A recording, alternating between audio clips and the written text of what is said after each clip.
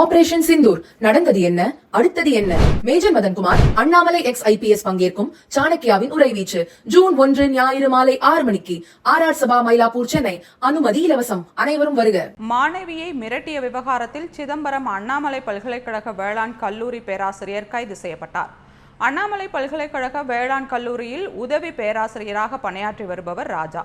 அவரிடம் நாமக்கல் மாவட்டத்தைச் சேர்ந்த ஒரு மாணவி 2018ஆம் ஆண்டு ஒரு அடுக்குமாடி குடியிருப்பில் தங்கி படித்துள்ளார்.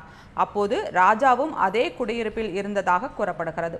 இந்நிலையில் ராஜா அந்த மாணவியிடம் இருவரும் நெருக்கமாக இருந்த வீடியோ இருப்பதாக கூறி மிரட்டியதாக அந்த மாணவி புகார் அளித்தார்.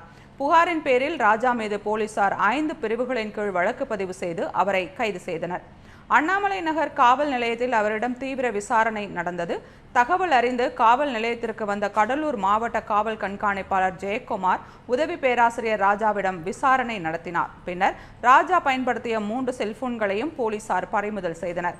அதை ஆய்வுக்கு அனுப்பி மாணவி கொடுத்த புகார் தொடர்பாக வீடியோக்கள் மற்றும் ஆடியோக்கள் உள்ளதா என்று ஆய்வு செய்ய இருக்கின்றனர். தமிழகத்தில் பாலியல் குற்ற சம்பவங்கள் அதிகரித்து வருவதாக எதிர்க்கட்சிகள் குற்றம் சாட்டி வரும் நிலையில் மாணவியை மிரட்டியதாக அண்ணாமலை பல்கலைக்கழக பேராசிரியரே கைது செய்யப்பட்ட சம்பவம் அதிர்ச்சியை ஏற்படுத்தியுள்ளது.